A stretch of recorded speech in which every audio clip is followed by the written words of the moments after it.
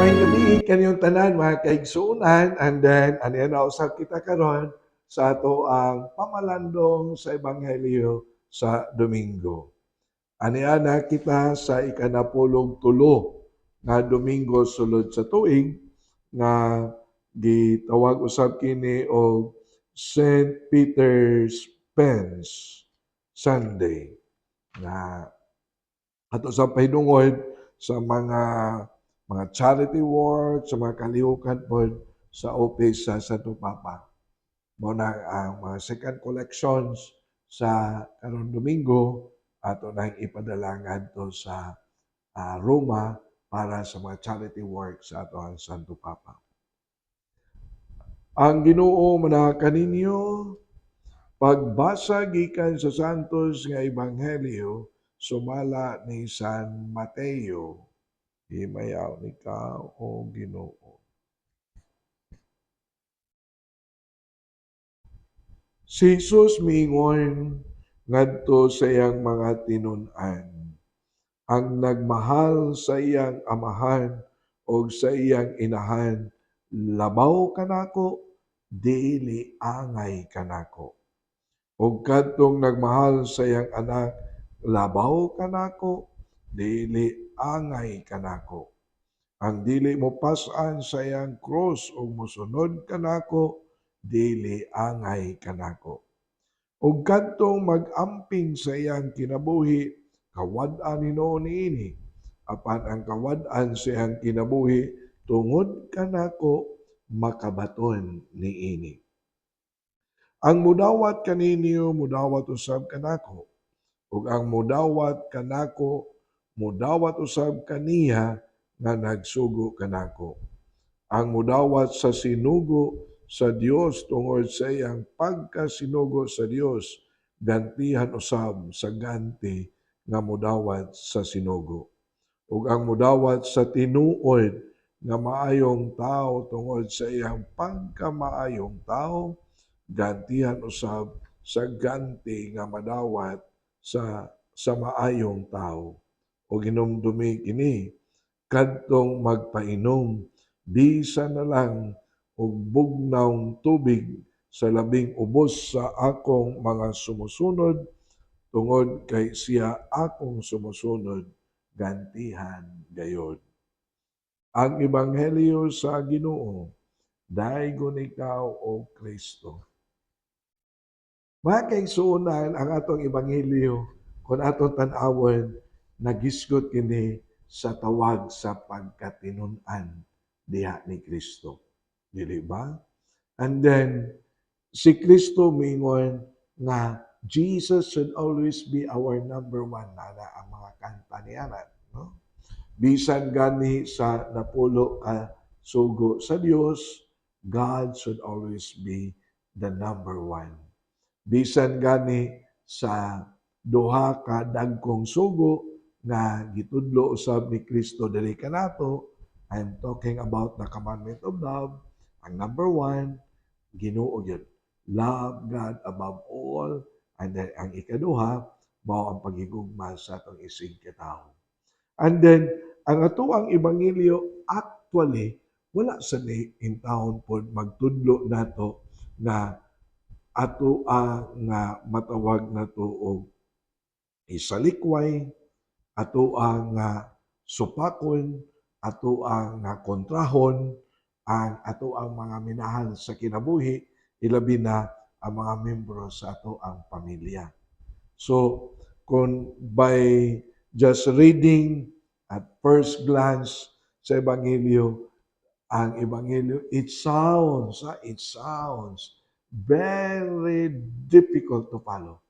And then very demanding on our end, on our part.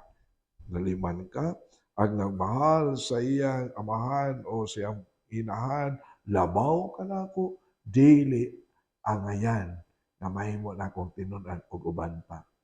Ang mensahe ni Kristo in the context of discipleship, muingon na ang priorities of our life, ang priority should always be the Lord.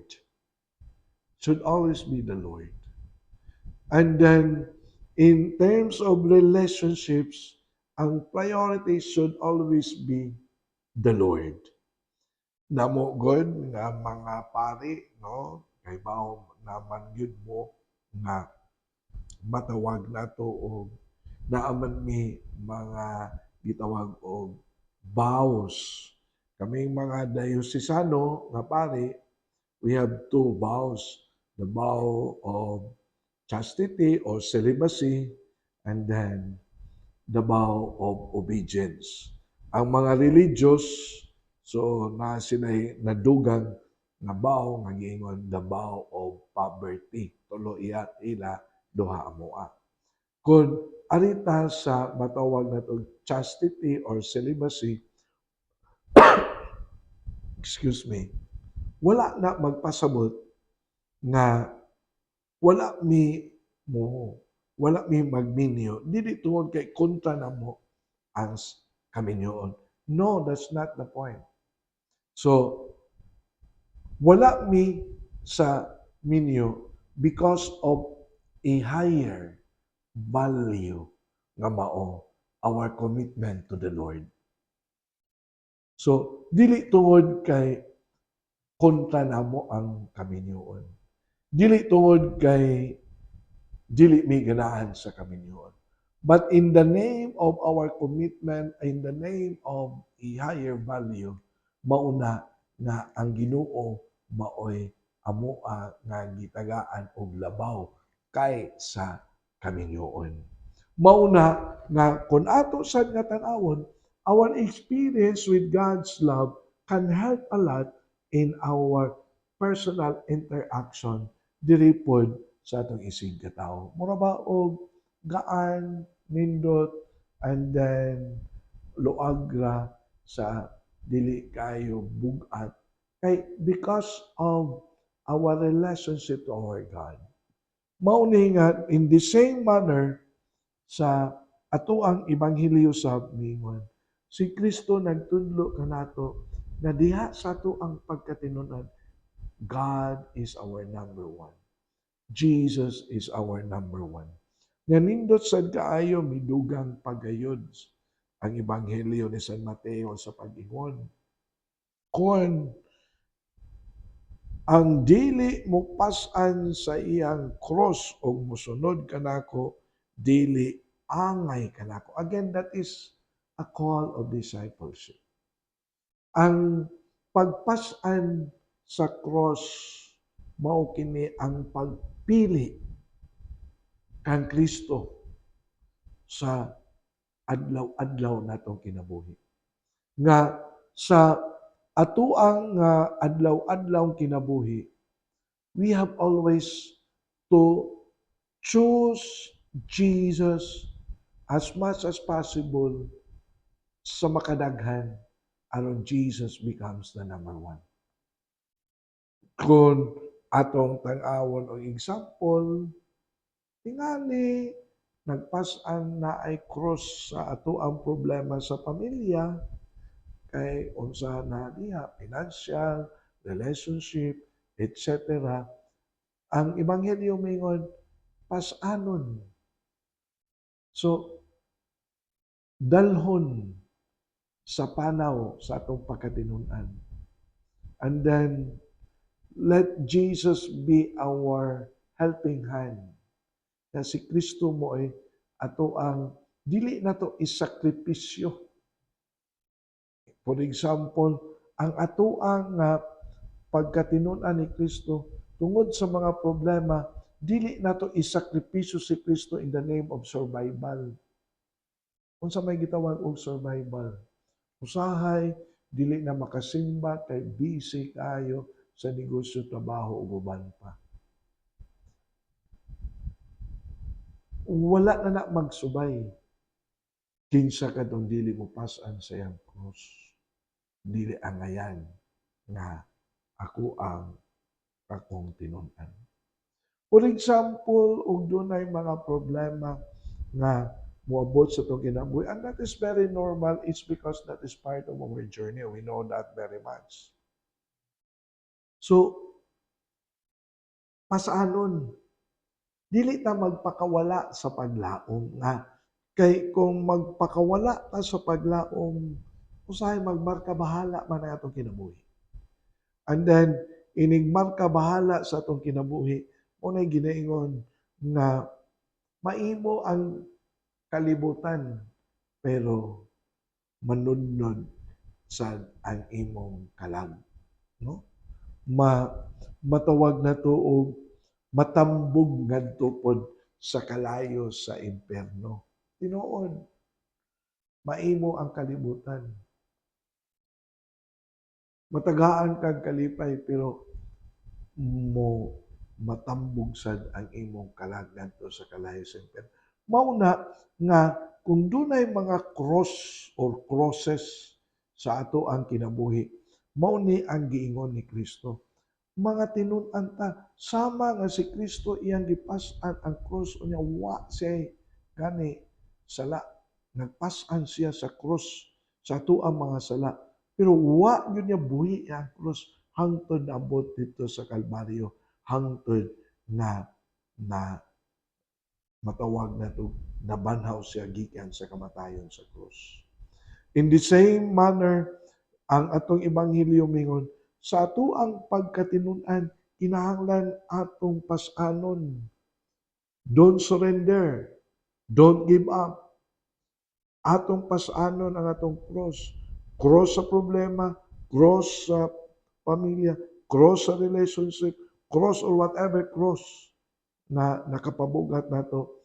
Atong pas-anon, dili na magpakawala sa paglaom.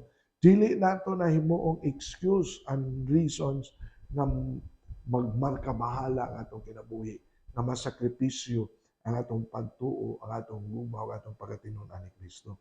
Ang Ebanghelyo mingon, pas-ana ang inyong krus aron kamo mamahimo nako nga tinun-an. Nindot sad kayo ang last part sa Ebanghelyo. Kay si Kristo nag-ingon nga ang mulahutay doon nagiganti nga madawat. Mao may ingon, ang mudawat kaninyo, mudawat usab kanako. Ug ang mudawat kanako, mudawat usab kaninyo, nagsugo kanako. And then, mingon diri, tungod sa iyang pagkasinugo sa Dios, gantihan usab sa ganti nga madawat sa sinugo. Ug ang mudawat sa tinuod nga mayong tao, tungod sa iyang pagkamayong tao, gantihan usab sa ganti nga madawat sa mayong tao. Sa ato pa, ang pagkatinun-an ni Kristo na ay ganti nga madawat gikan sa Dios. Di lang nato i-associate ang ganti nga kwarta, kayahay sa kinabuhi. Usahay man ko, mo sa na problema nato. Kay ang blessings, ang ganti is always dwells on money. Dili man tingali. That is just part of the whole and that's not the whole. Mao na nga mingon ang ato ang ebanghelyo, kinsa kadtong mudawat kaniya, mudawat kan Kristo. Sa to pa maka dawat og ganti gikan sa Dios. Ya kinsa kadtong mudawat, kinsa kadtong mudawat sa sinugo sa Dios. So makadawat usab og ganti gikan sa Dios. Kinsa kadtong mudawat. Nya nindot kaayo nato sad nga pagkapamalandungan. Na bisan gani ang pagdawat musod diha ang pagpangalagad sa nangalagad sa simbahan. So ako maka-experience yun ko niini labi na sa kong pagkapari na maka-appreciate yun ko niini na itong mga chapel leaders, kining ato ang mga volunteer sa matawag na to sa simbahan na mayo kayong mo abi-abi. Mayo kayong mo atiman. Usahay, masubraan na lang po. Kanang sa mga pinadala sa Dios. Kanang silbihan yun. Doon yung mga tao na nangalagad diha dapita. Ug ang ebanghelyo mingon, kinsa kadtong mudawat sa pinadala. So, mga pare, mga madre, mga katekista, mga lay ministers, ug uban pa, unya makadawat usab og ganti gikan sa Dios. Kana kung makadungog ko sa mga tao nga mingon nga pakanon na gani mi, hindi ko magmisa o uban sa mga kalihukan, mingon dayon nga ila lang gipaambit ang blessing gikan sa Dios. Very inspiring, dili ba? Makadungog ta ni ana. So, ang ebanghelyo moingon na duna usay ganti, duna say blessings. Dunay mga maayo usab nga manghitabo sa kinabuhi o sa pamilya. Nga mingon sad kinsa kadtong mudawat kanako. Labi na mudawat kanako. So ato pa kung atong dawaton si Kristo puy-an. Sa atong pagpuyo diha ni Kristo naa ang kinabuhi sa pagka-Kristiyano. So, kung ato sad na nga tan-awon, ato sa mapamalandungan nga doon na biya kyoy mga blessings. Inumdum ko sa ako ning gi-share sa in one of our reflections sa namang mga pare sa St. Therese. Ninumdum ko pagkuha nako sa ako ang canonical exam sa seminary kay doon naman sa di pa mi mapare doon na pud mi gitawag og canonical exam murag og board exam equivalent pod og board exam sa gawas namo ang canonical exam and then nahidumdum ko sa usa sa akong panelists nga gipangutana ko usa ka pare og miingon nga kung walay Ginoo unsaon man nimo pagpuyo ang imong kinabuhi dinhi sa kalibutan. Granted nga way Ginoo. Primero akong gitubag akong gingon, oh, enjoy Father to the fullest wa ko'y Ginoo. Why reservations tanan? Namingon na itamo pa better to have God. Sabi ko sa may nagyod nga naay Ginoo. Apan in the course of the explanation sa pagtubag nako, akong gi-tubag o giingon. Manaay Ginoo or wala, pero kung ang imong kinabuhi, magpuyo ka sa tinarong maayong gawi ang imong kinabuhi. Ikara say mabulahan. Dili ba? Manaay Ginoo og wala. Kay kung ang imong kinabuhi mutabang ka sa imong mga silingan and then mahigalaon ka sa mga tao nga naa sa imong palibot. Maayo kang mutagan, daghan kag mga kaila o uban pa. Sa laktod nga pagkasulti, maayo ka og relasyon ngadto sa imong isigataw. Ika naman sa'y mabulahan ni ana. Dili ba? Ano man? Kung may kang tao, daghan kag maistorya. Daghang mutabang nimo sa panahon nga ika na po'y magka bangga-bangga. Kung mayo kang tao, wa kay kahadlukan. Kung mayo kang tao, daghan ang mo-welcome nimo. Etc. etc. Dili ba? Sa ato pa, the attitude itself makahatag na og kahayahay, kagaan, kanindot sa kinabuhi. Unya, ug matur pa gani sa ebanghelyo, very minimal ang ebanghelyo mingon. Bisan gani ang pagpainom og tubig nga bugnaw ngadto sa giwang tao, dili ba gyud na kalimtan sa Ginoo? How much more? How much more kung ang imong tibuok kinabuhi maayo. The more nga ang Ginoo dili malimot nimo. And then when we are maayo pa ka diri nga connected pa ka sa Ginoo, so everything is for the glory of the Lord. Nga you acknowledge that everything is a blessing from the Lord.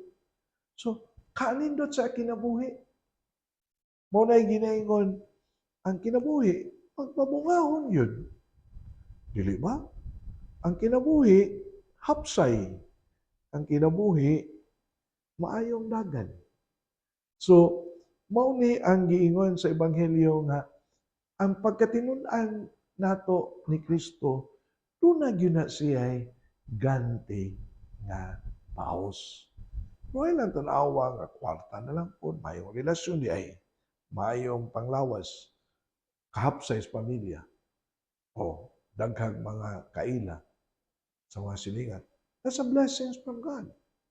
Mao ni nga ang atoang ebanghelyo nagtawag nato sa Panginoon. Let us always give priority to our God. Let God be the number one to us. Nga, anhin na kutob, and then mag-ampo ta to sa atong mga kaigsoon na masakiton. Amo lang itong amahan, panalangin niya among mga kaigsoon na mga masakiton, ayuha sila silang tagsa-tagsa ka mga balatian, labi na niantong nag-antos.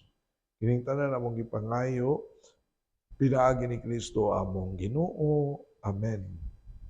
So, anila sa takutob mga kaigsuonan, nga makita na punta sa sunod nga Sabado.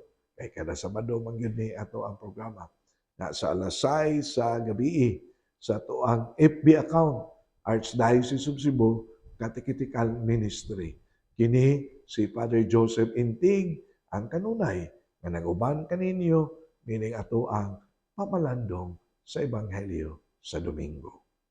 Ang Dios magpanalangin kanato kanunay.